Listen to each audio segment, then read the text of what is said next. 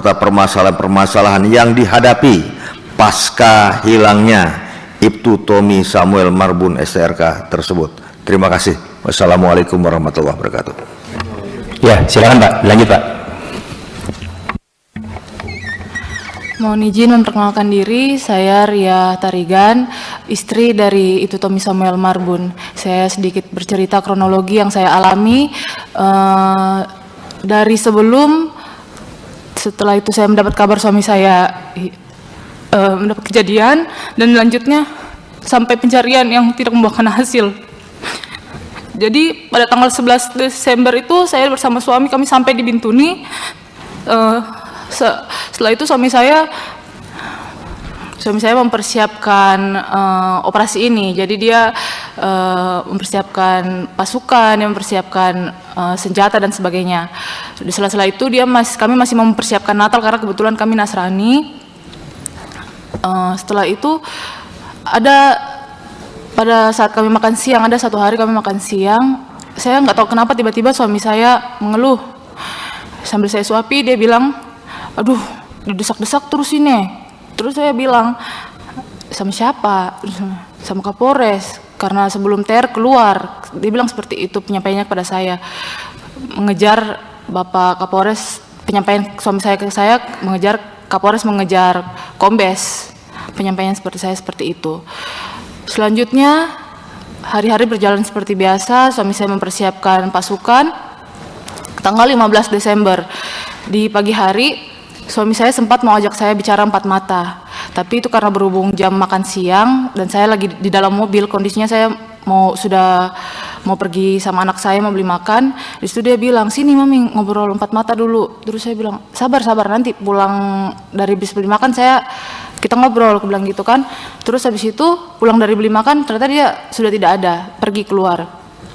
Sorenya dia pulang, terus saya tanya, tadi mau ngobrol apa? Tapi dia bilang, nggak jadi katanya. Terus dia bilang, mami nanti kirim uang transfer ya 30.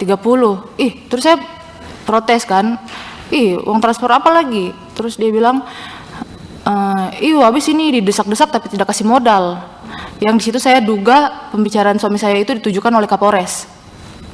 Terus setelah itu berlanjut, saya telepon mertua saya untuk suami saya mau berpamitan kan, mau pergi, kita berdoa bersama. Di situ yang buat saya agak merasa kenapa ya? Soalnya setelah berdoa, Gini Bu, suami saya sedikit. Tadi uang transfer itu untuk apa Bu? Bisa dijelaskan lebih lanjut lagi? Suami saya infonya bilang ke saya untuk uang transportasi mobil Hilux untuk naik ke operasi ini, untuk menjalankan operasi. Di situ makanya saya protes kenapa pakai uang pribadi untuk menjalankan operasi. Terus setelah itu kami berdoa. Di situ suami saya kan sudah biasa masuk hutan, tapi di sini pas kami berdoa kenapa dia seperti menangis. Terus saya bilang, papi takut, kau takut nggak usah pergi, saya bilang begitu. Terus dia cuma ketawa-ketawa, dia cuma senyum-senyum ketawa, dia bilang tidak seperti itu. Terus dia pamit bersama keluarga, dia pergi ke rumahnya Pak Roland sebagai titik kumpul di sana. Terus saya dapat chat sekitar jam 8 malam. Di situ suami saya chat, bilang, mami ini nanti transfer ke sini ya uang transportnya. Dia kirim nomor rekening kan, sudah saya transfer ke sana. Setelah itu suami saya memang sempat singgah sekitar jam 10 atau 11 malam itu sempat singgah ke rumah. Tapi cuma ambil kebutuhan baju, setelah itu langsung pergi. Setelah itu suami saya sempat bilang nanti kalau ada sinyal baru dikabarin. Selanjutnya tanggal 18 itu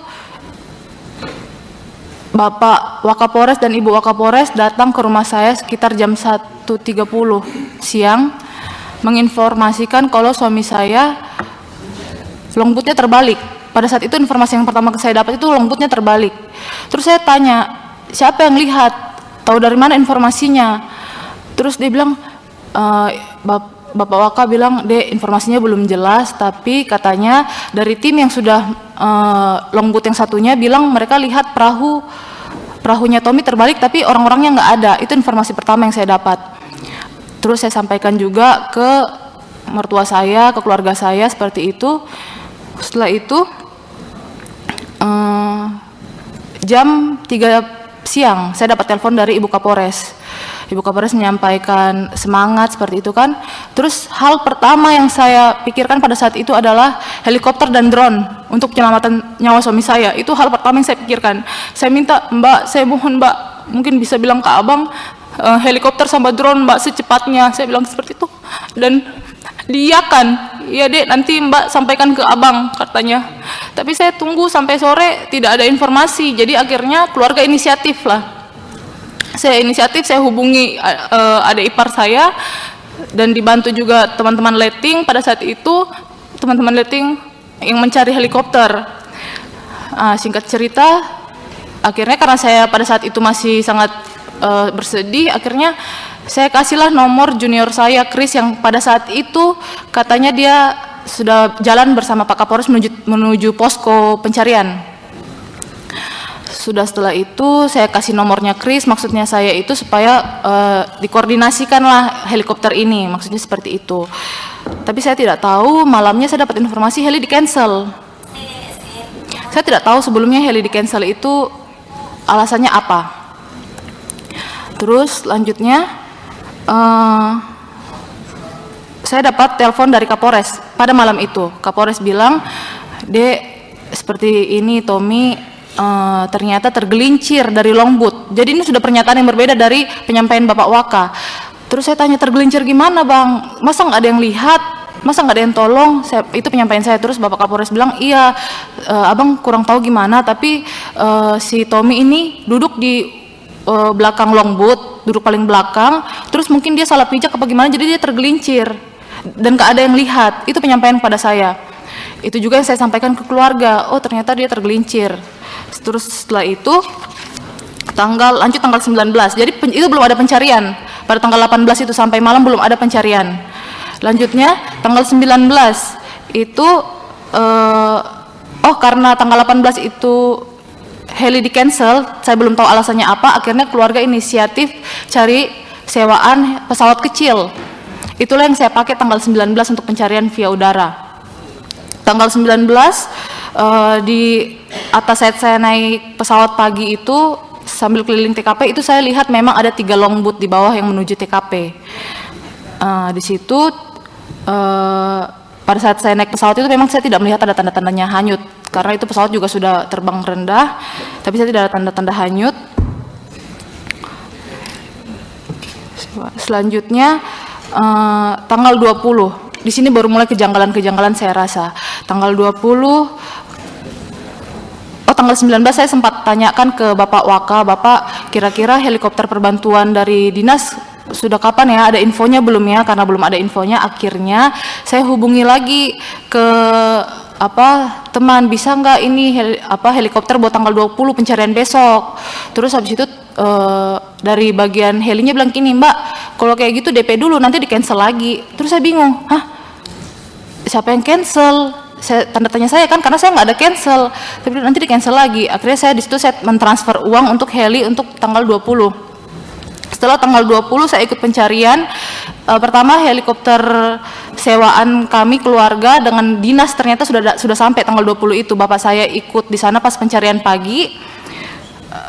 Terus setelah itu pencarian saya kurang tahu, itu nanti mungkin dijelaskan Bapak saya untuk tanggal 20-nya itu.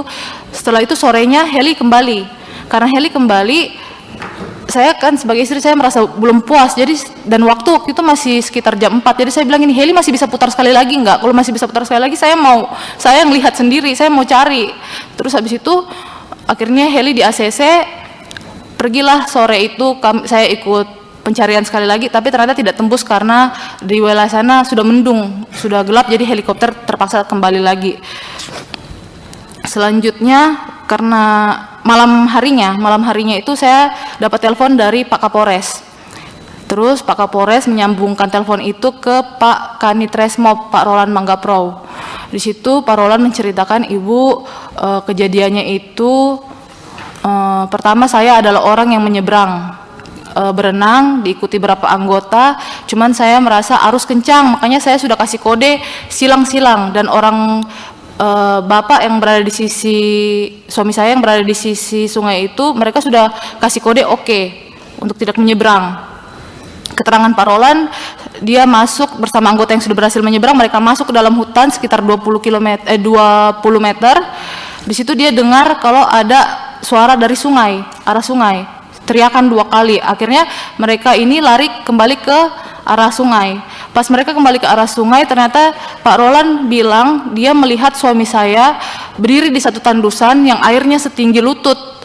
Setelah itu suami saya terduduk, tersapu air, dia sempat lihat tangan suami saya sekali panggil begini. Apa masih ada itu? Masih ada sekali, habis itu hilang. Di situ penjelasan Pak Roland, dia mau menolong suami saya, dia mau berenang ke arah sana, tapi katanya mukanya tertumbuk kayu yang buat Pak Roland pusing, jadi tidak sampai ke titik suami saya. Yang lihat mereka tandusan sebatas kaki itu.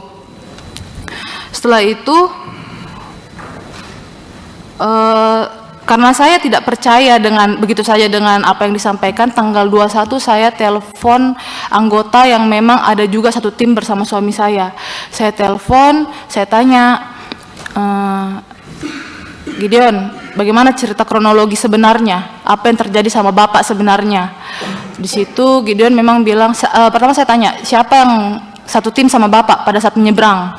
Dia bilang, Ibu, ini. Terus, kalau gitu yang dari Brimob siapa? Saya tidak kenal Ibu, katanya. Ada nomornya nggak? Tidak ada Ibu. Terus bagaimana menurut menurut penglihatan kamu? Saya tidak tahu Ibu, seperti itu kan. Terus dia bilang, Ibu kalau untuk kronologi mungkin Ibu bisa tanya ke Pak Roland, karena Pak Roland yang Pak Kanit katanya kan, Pak Kanit, karena Pak Kanit yang waktu itu lihat. Terus saya bilang, tapi saya mau tahu versi kamu. Terus dia bilang, saya tidak berani Ibu. Itu menjadi tanda tanya kepada saya pada saat itu. Akhirnya saya mematikan telepon, terus saya tanda tanya ke saya, kenapa anggota tidak berani berbicara? Itu satu tanda tanya saya. Terus selanjutnya tanggal 22 Desember, saya mau ikut pencarian suami saya.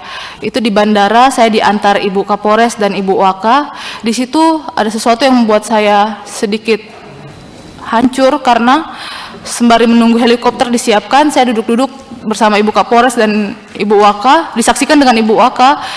Ibu Kapolres menyatakan seperti ini, iya Dek, Abang sama Mbak kira Tommy cuma ngeprank, karena kan Tommy suka bercanda sama Abang, katanya kan. Jadi Abang kira pas diinformasikan itu, Tommy cuma ngeprank, makanya Abang santai-santai aja. Tapi sampai malam, ternyata Tommy nggak ketemu. Baru Abang panik. Itu penyampaian dan disaksikan oleh Ibu Wakapolres. Setelah itu saya mendengar itu, saya langsung berdiri, saya keluar. Saya sedikit hancur sebagai seorang junior karena selama ini suami saya sangat-sangat setia sekali untuk Bapak dan Ibu Kapolres. Tapi di situ saya merasa nyawa suami saya dianggap remeh. Setelah itu saya ngobrol bersama Pak Roland di luar ruang tunggu. Kami bertatapan jarak seperti ini. Saya tanya Pak Roland, bagaimana Pak Roland? Terus iya Ibu begini. Terus saya lihat kan, karena penyampaian Pak Roland kan katanya dia mau menolong suami saya, tapi mukanya tertumbuk kayu. Jadi saya pikir, oh berarti kalau itu minimal pasti ada bekasnya. Harus kayu besar dong yang buat kita pusing sampai tidak bisa melakukan pertolongan. Saya lihat mukanya, saya perhatikan. Di situ saya tidak mendapatkan tanda lecet atau memar sedikit pun. Setelah itu saya lanjut naik helikopter. Kami diturunkan di posko. Dari posko kami pergi ke daerah mau untuk naik longboat. Dari situ kami pergi ke Muara Rawara. Kali Rawara ini dia jaraknya dari TKP ke Kali Rawara itu sekitar kurang lebih 10 jam. Jadi masih jauh sekali. Kami di situ di drop naik longboat. Kami di situ melakukan prosesi adat, dan ada pencarian sedikit di area sekitar. Setelah itu sampai sore hari akhirnya saya balik karena saya ada anak kecil, jadi saya tidak bisa terlalu malam sampai di sana. Saya pulang. Selanjutnya tanggal 22 Desember. Jadi tanggal 21, 22 Bapak saya melanjutkan pencarian bersama Bapak Kapolres. Itu saya di rumah saja. Tanggal 22 saya dapat voice note dari Ibu Kapolres. Kalau berkenan didengarkan, biar saya dengarkan. Di situ pernyataan dari Bapak Kapolres menyampaikan bahwasannya mereka yang ada di TKP itu hampir disanggung oleh KKB. Terus di situ karena pas pada saat itu Bapak saya juga ada di situ, saya cross check lah ke Bapak saya, Pak, benar nggak ini yang disampaikan Bapak Kapolres kepada keluarga? Di situ Bapak saya bilang ini, oh tidak, itu tuh cuman penglihatan spiritual, cuman penglihatan paranormal. Tapi itu yang disampaikan ke keluarga. Kalau berkenan saya mau dengarkan. Ya, silakan Bu.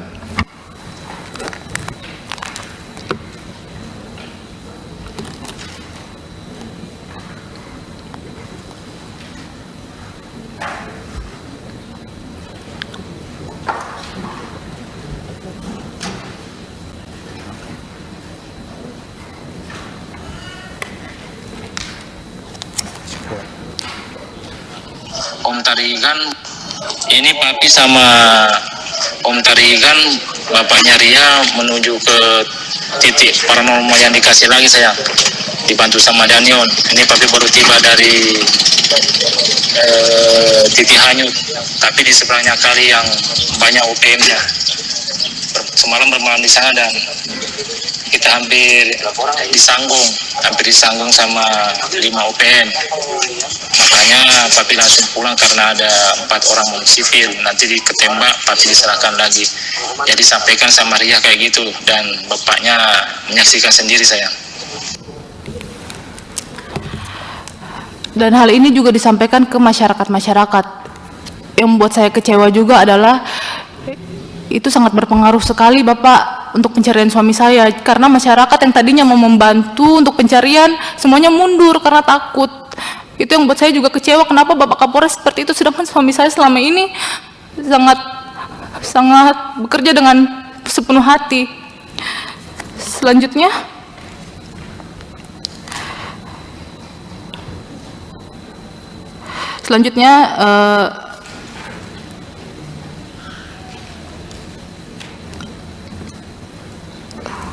oh ya, tanggal 23 itu yang saya ikut pencarian itu sudah tidak ada lagi, belum pernah lagi saya ikut pencarian sampai pencarian itu berakhir. Selanjutnya bulan Januari, pemberhentian pencarian kan sementara tanggal 31 Desember. Kapolres menjanjikan kepada pihak keluarga akan ada pencarian tahap 2. Terus keluarga kami menunggulah akhirnya kan. Pada saat itu Pak Kapolres bilang, nanti ya Dek, ini habis paparan, nanti ada informasinya kami sampaikan. Tapi ternyata hasil paparan juga tidak disampaikan kepada keluarga. Terus saya tanya ke Bapak Kapolres, Pak, kira-kira bagaimana pencarian tahap selanjutnya? Di situ Pak Kapolres bilang, Dek, nanti tunggu sprint dari Kapolda. Selanjutnya saya sempat akhirnya menchat Bapak Kapolda, izin Bapak, saya mau bertanya soal kelanjutan pencarian suami saya. Soalnya di sini Bapak Kapolres mengatakan menunggu sprint dari Bapak. Di situ Bapak Kapolda memang menjawab sprint yang lama masih berlaku. Itu sudah saya sampaikan juga ke Bapak Kapolres, tapi Pak Kapolres bilang nggak bisa deh, karena itu kan tanggal 31 batas sprint. Akhirnya oh ya sudah, Pak Kapolres bilang tunggulah Dek ya, nanti diinfokan. Baik Bang, saya bilang pada saat itu. Terus selanjutnya dibilang, Dek nanti hari Jumat nanti Dek, di bulan Januari itu melakukan pencarian lagi, siap. Hari Jumat kok diundur lagi, dibilang Dek nanti hari Senin lagi Dek, gitu kan, diundur-undur terus sampai tidak ada kejelasan. Akhirnya saya datang ke Polres pada tanggal 21 Januari, saya bertanya ke Bapak Kapolres soal sprint, tapi memang tidak mendapatkan jawaban. Tanggal 31 akhirnya saya turun ke tanggal 23 akhirnya saya turun ke Polda, bertemu dengan Bapak Kapolda, memang disambut dengan baik dan didengarkan apa yang permintaan keluarga, dan kami hasil dari perbincangan kami pada saat itu disepakati bahwasanya akan keluar sprint 1 minggu untuk pencarian suami saya kembali. Itu sprintnya kalau tidak salah dari tanggal 27 sampai 31 Januari harusnya. Setelah itu Bapak Kapolda juga sempat menyampaikan kalau sesuai aturan itu kalau misalnya suami saya hilang, benar-benar hilang tanpa jejak, tidak ada kejelasan lagi, nanti penetapan statusnya itu tanggal 19 Desember 2025. Saya sempat tanya statusnya apa ya Pak kalau seperti itu, dibilang hilang dalam tugas. Tapi kan kalau seperti itu, saya kan punya anak kecil, kalau hilang dalam tugas saja seperti itu, mana? Saya harus jelasin apa? Kalau mau bilang suami saya udah almarhum, mana? Saya mau tunjukin ke anak saya makam bapaknya, gimana? Tidak ada kejelasan kan? Kalau cuman dari dinas menyatakan hilang dalam tugas seperti itu. Makanya saya waktu itu memang saya sempat mohon kepada Bapak Kapolda, tolong Pak keluarkan sprint karena anak saya butuh kejelasan. Kalau misalnya ternyata suami saya masih hidup dan dia lagi bertahan di hutan bagaimana? Karena selama 2 minggu itu helikopter bolak-balik tidak ada tanda-tanda jasad atau mungkin potongan baju atau potongan tubuh. Karena kan kita berpikir secara rasional, kalau orang tenggelam itu minimal 4 hari pasti ngambang. Apalagi kalau 2 minggu pasti sudah potongan tubuh pasti sudah naik. Tapi selama 2 minggu bapak saya mereka lewat helikopter, lewat udara, bolak-balik itu tidak menemukan tanda-tanda adanya jasad atau potongan tubuh. Itu yang membuat saya, bagaimana kalau misalnya suami saya ternyata terdampar dan dia sekarang lagi berusaha bertahan hidup karena tidak ada pencarian sampai sekarang di TKP. Bagaimana kalau seperti itu? Terus setelah itu mungkin untuk nanti pencarian tahap 2 bisa dijelaskan sama bapak saya karena bapak saya yang ikut serta di dalam pencarian tersebut.